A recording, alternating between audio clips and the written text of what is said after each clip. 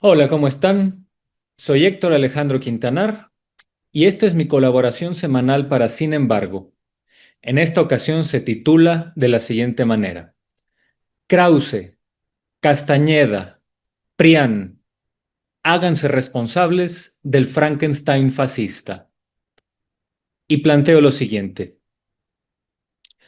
Corría el año de 2006, hace ya 2 décadas, cuando México vivió un momento inédito en la historia de su democracia, porque el partido en el poder entonces, el PAN, decidió poner al proceso democrático en jaque y optó por emitir una avalancha sin precedentes, debido a su costo monetario y nivel de vileza, de campañas ilegales y sucias en la competencia presidencial de ese año, que era apenas el año donde por primera vez habría una elección presidencial post-alternancia.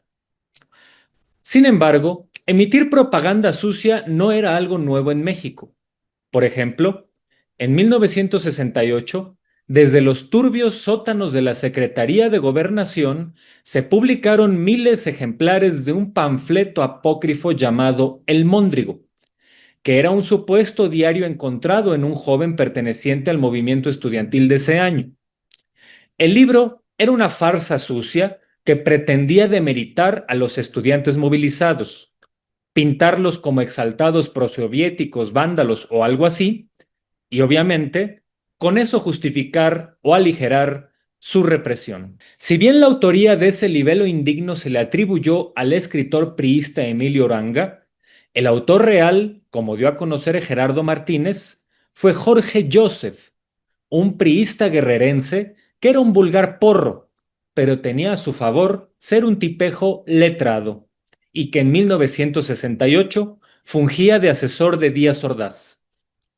Más allá de la redacción del libelo El Móndrigo, es más memorable que en un diálogo epistolar, Octavio Paz y Carlos Fuentes se refirieran a ese texto de propaganda sucia como un asco y señalaran a su autor, sea Uranga o Joseph, como una vil cucaracha. Asimismo, en la historia del siglo XX en México, los periódicos y noticiarios, radiales o televisivos, fueron espacios de abierta calumnia a muchos actores políticos, desde el recurrente uso del transgresores de la ley, con que Sabludovsky solía demeritar a activistas sociales, hasta Lolita de la Vega inventando desde Televisa en 1994 que un grupo de periodistas italianos era realmente el responsable de la creación del EZLN. No hace falta ahondar más para documentar que mucha de la cháchara que históricamente ha provenido de los medios alineados del viejo régimen y del panismo ha sido propaganda sucia. Pero con el PRI y hasta antes de 2006, esa suciedad solía aparecer mayormente en la línea editorial de medios oficialistas, como noticiarios parciales, y en plataformas clandestinas, como el libelo apócrifo El Móndrigo, mientras que el discurso oficial del priismo, sea de sus presidentes o de sus candidatos y sus campañas, siempre era, demagógicamente, proclive a las exaltaciones populares y, por razones de hipocresía y no de convicción, difícilmente se le iba a ver a este discurso lanzando invectivas directas contra amplios sectores sociales.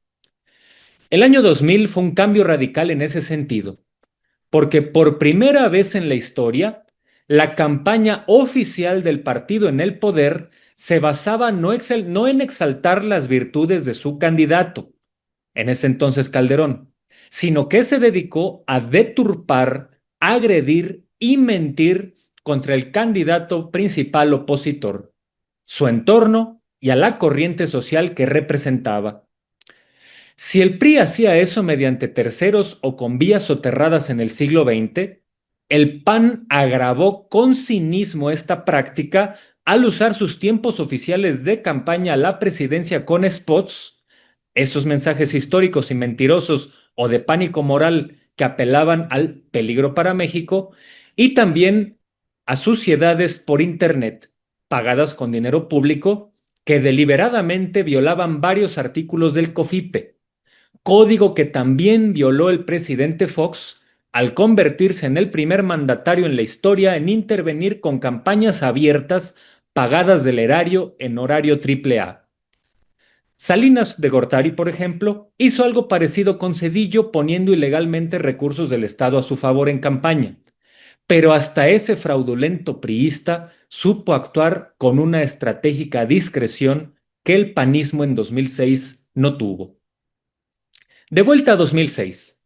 Hagamos un recuento de algunas de las bajezas que esa campaña sucia panista emitió en medios electrónicos y principalmente por Internet, que, como zona no regulada, fue convertida por el foxismo y el calderonismo en un inmundo muladar fascista.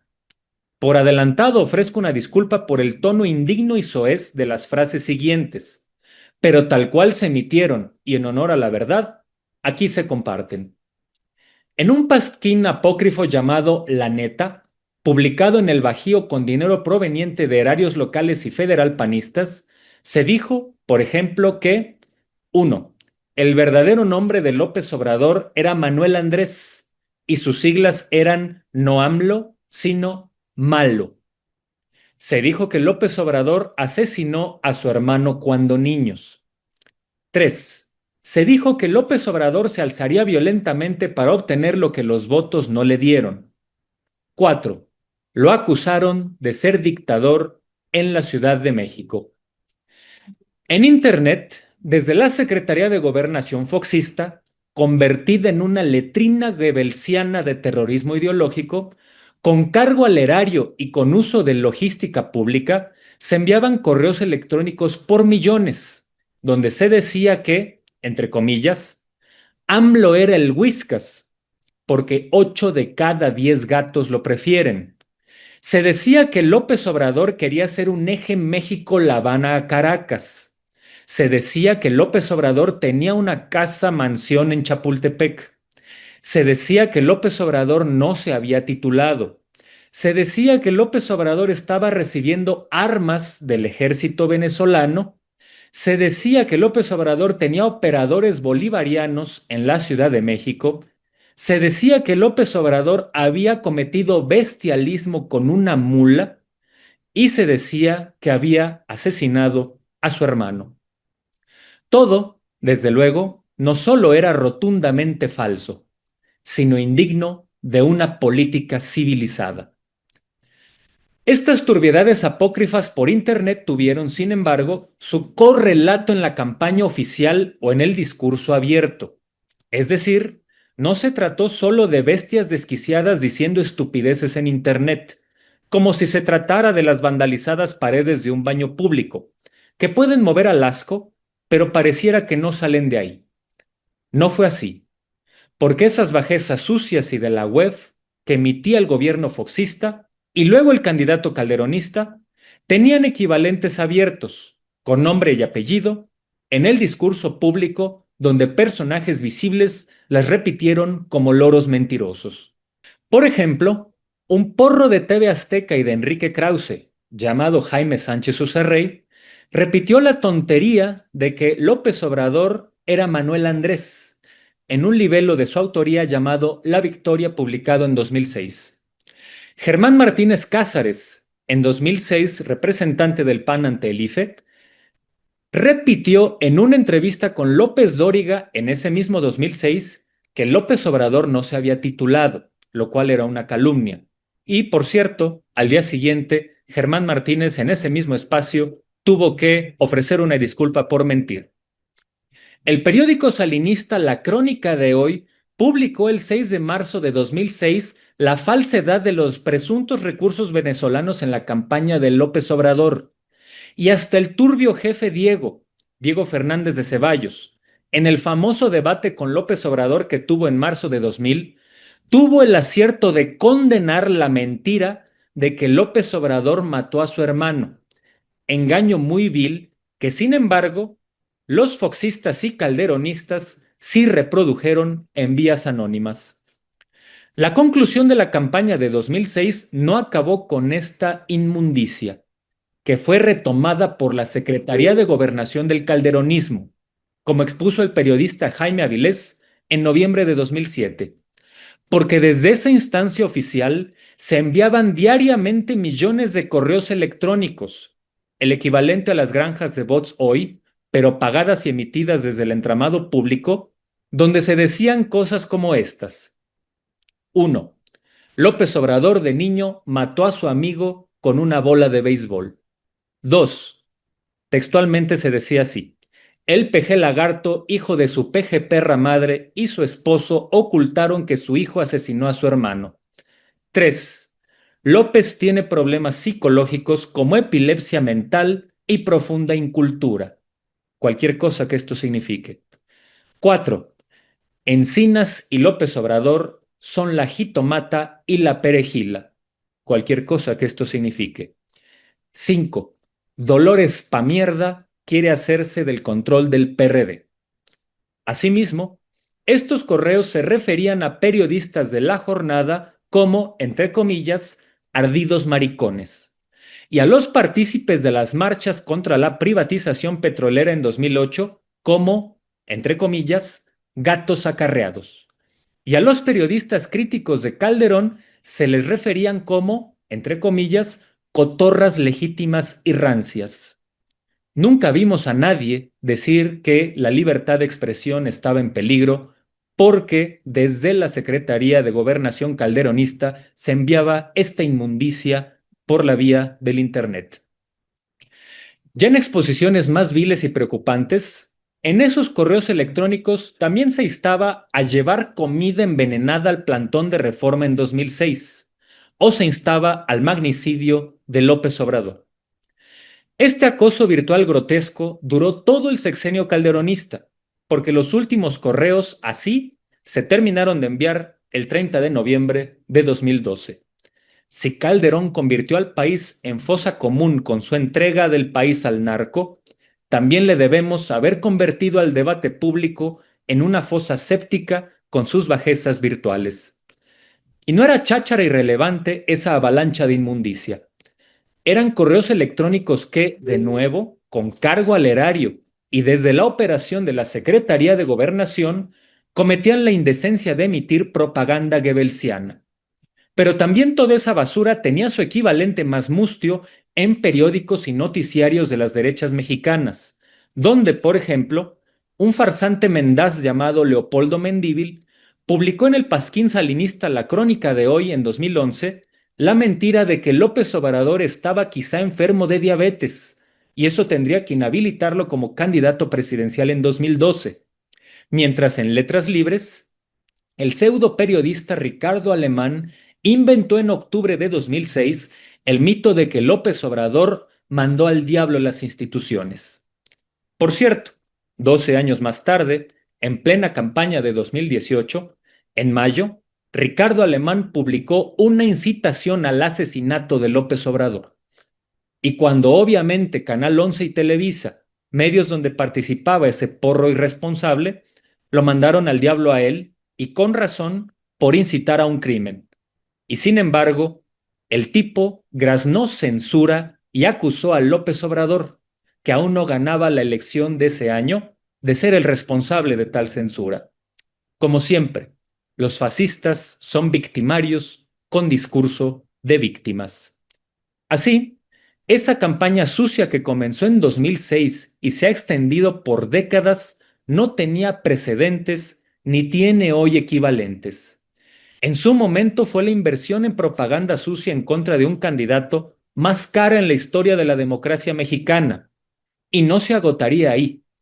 Los grupos empresariales que violaron abiertamente la ley y el COFIPE en 2006 volvieron ellos sí a mandar al diablo a las instituciones en 2008 al emitir de nuevo spots televisivos contra López Obrador, a quien compararon con Hitler, Pinochet y Victoriano Huerta por el atrevimiento del tabasqueño y su movimiento de demandar que hubiera diálogo democrático en el Congreso respecto a la reforma energética del calderonismo en ese año. Desde entonces, en el discurso de ese espectro que podemos definir como antiobradorismo, la mentira, la especulación absurda y la calumnia vil han sido una parte sustancial de su construcción. Como dijo Carlos Monsiváis, Desde Francisco y Madero, ningún actor político ni ningún movimiento ha sido tan calumniado, que no criticado, como el obradorismo, que ha padecido el acoso desde los años 80 en Tabasco, cuando los porros priistas lo acusaban de querer convertir las iglesias católicas en células soviéticas, hasta hoy, donde cada día surgen nuevos bulos y agresiones. En este lapso, ha habido momentos definitorios, donde los ideólogos de la derecha presuntamente liberal tuvieron la oportunidad de darse cuenta de esta vena profundamente autoritaria y canallesca que es esencia del antiobradorismo. Se enlistan aquí algunos ejemplos de cercanías de este espectro político con posturas absolutamente impresentables. 1. Cuando Felipe Calderón escupió su frase de que él ganaría haiga sido como haiga sido ante la periodista Denise Merker en 2006, donde evidenció con cinismo que ni él ni a su partido, en ese momento en el poder, les importaba violar las reglas de la democracia para imponerse en el poder. 2. El desafuero de López Obrador en 2004-2005, episodio que mostró que Fox y el PAN estaban dispuestos a la regresión autoritaria de hacer un golpe de estado técnico y encarcelar a un inocente con tal de frenarlo políticamente y de nuevo no perder el poder. 3. La cínica frase de un ex canciller foxista como Jorge Castañeda, quien en 2004 excretó con todo cinismo y en pleno contexto del golpista desafuero que a López Obrador había que ganarle a la buena, a la mala o de todas las formas posibles. Exactamente 20 años más tarde, en marzo de 2024, fiel a su convicción autoritaria, ese pedante fracasado que es Castañeda exigió en televisión nacional que Xóchitl Gálvez y el PAN volvieran a violar la ley electoral y se dedicaran a hacer guerra sucia, pero sucia en serio, para reducir la ventaja en encuestas de Claudia Sheinbaum. Por cierto, lo hicieron y no les sirvió de nada. Número 4. Cuando en 2009 se supo que Salvador Borrego, nazi mexicano, panfletista exaltador y hagiógrafo de Hitler, primer revisionista negador del Holocausto en lengua castellana y conocido judeófobo, había votado por Fox, igual que muchos palurdos autoritarios de la ultraderecha mexicana, que incluso tuvieron puestos clave en su gobierno y hacían comentarios fascistas, como Ramón Muñoz o Carlos Abascal. 5.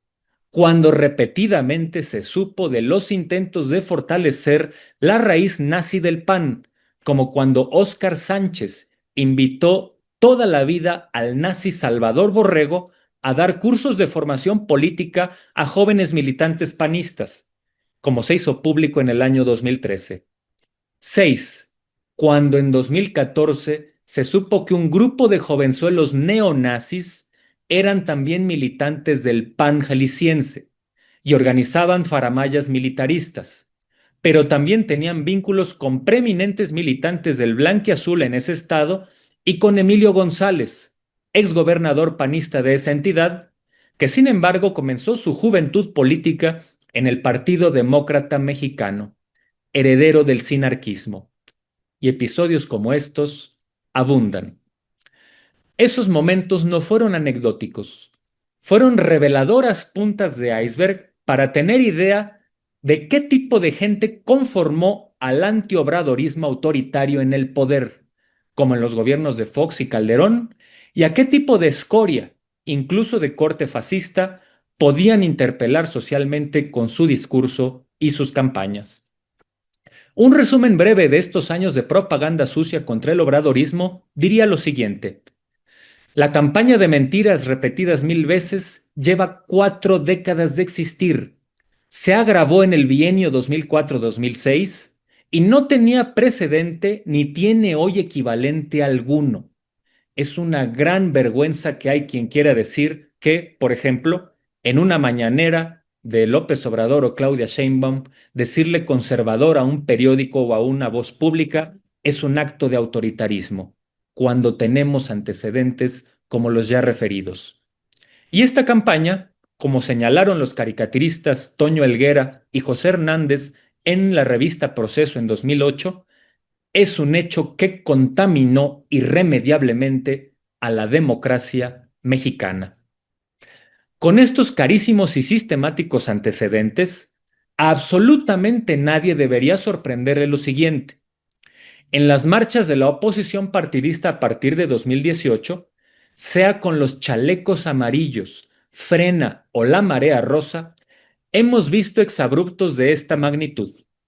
En las marchas irrisorias de la oposición y de Frena en 2019 y 2020, por ejemplo, algunos partícipes decían barbaridades como las siguientes: que Martí Batres era espía de la extinta KGB soviética.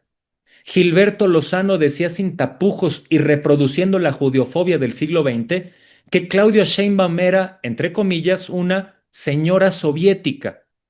Algunos asistentes a esas marchas juraban que López Obrador no era mexicano, sino, entre comillas, un indio de Argentina. Y no faltó quien llamó a que asesinaran a López Obrador. Cosa que, por cierto, ya habían hecho algunos faranduleros ridículos, como Celia Lora o Eliu Gil, en 2019. Y, en un caso no insólito pero indignante, en la marcha de la presuntamente democrática Marea Rosa de noviembre de 2022, quien robó protagonismo no fue solo un público desinformado que no sabía ni cómo se eligen los consejeros electorales, sino también una asistente genuina, quien en un ánimo racista gritó que López Obrador era un indio pata rajada.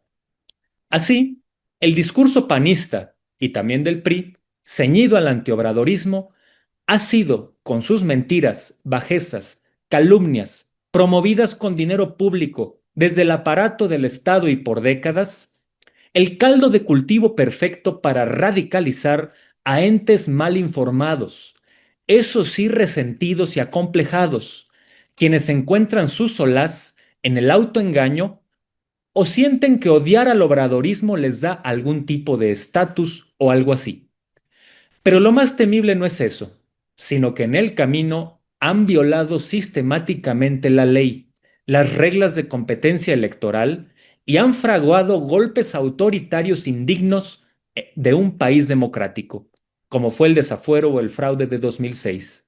Es decir, estas campañas no se han quedado solo en las palabras. En esa medida, ¿a quién sorprende que en las últimas dos marchas de las derechas hayan salido grupúsculos nazis de sus cloacas para llamar puta judía a la presidenta Sheinbaum o vistieran suásticas en sus playeras? Absolutamente nadie. Cambie usted el tono y no hay diferencia alguna entre el puta judía que escupió un nazi desquiciado y el Sheinbaum es una judía búlgara que espetó Vicente Fox en 2024, como tampoco hay diferencia alguna en la tipa racista que en la Marea Rosa llamó indio patarrajada a López Obrador y en la frase López Obrador es el Mesías tropical que escupió Enrique Krause en 2006. El antiobradorismo y la oposición partidista hoy no se han dado cuenta de que estas hordas impresentables de fascistas, aunque sean marginales, no son excepciones o anécdotas en esa corriente opositora. Son muchos, son representativos y son autoritarios. Los que se autonombran intelectuales liberales llevan años transitando juntos con estos inmundos compañeros de ruta. Y hay que insistirlo, no se limitan a ser desquiciados de Internet o bots o ciberpiojos. Allí están como ejemplo no solo la campaña Haiga sido oficial del PAN en 2006, sino también la Operación Berlín de Fernando García Ramírez y Enrique Krause en 2018. Hoy, los autores de esas bajezas son muy similares al Jorge Joseph, ese que Octavio Paz y Carlos Fuentes llamaron asco y cucaracha. Hoy esa derecha partidista y de la comentocracia, en vez de sorprenderse o indignarse por la aparición de nazis en marchas contra Claudia Sheinbaum, debería hacerse responsable del monstruo que han ayudado a forjar. Y no solo con los nazis, sino también con la derecha estándar, esa que desde cargos públicos foxistas o calderonistas y peñistas o en el periodismo vil creen que cosas como haiga sido como haiga sido, hagamos guerra sucia en serio, mientras más mentiras digas contra Morena mejor te va, o la verdad ya es irrelevante, son consignas válidas, cuando en realidad son exabruptos reveladores de una naturaleza autoritaria y miserable que no se aleja demasiado a las suásticas indignas. O si no logran hacerse responsables, por lo menos deberían cuestionarse por qué ese tipo de gente indigna secunda sus discursos. Porque esa sempiterna campaña sucia o de pánico moral que se agravó en 2006 no ha servido para construir mayorías, sino solamente para fanatizar a lo peor de la sociedad mexicana, que hoy puede ver en Salinas Pliego a un referente también. En vez de acusar que hoy se vive autoritarismo, háganse cargo del Frankenstein cuya existencia daña a todos, incluidos a sus creadores. Muchas gracias.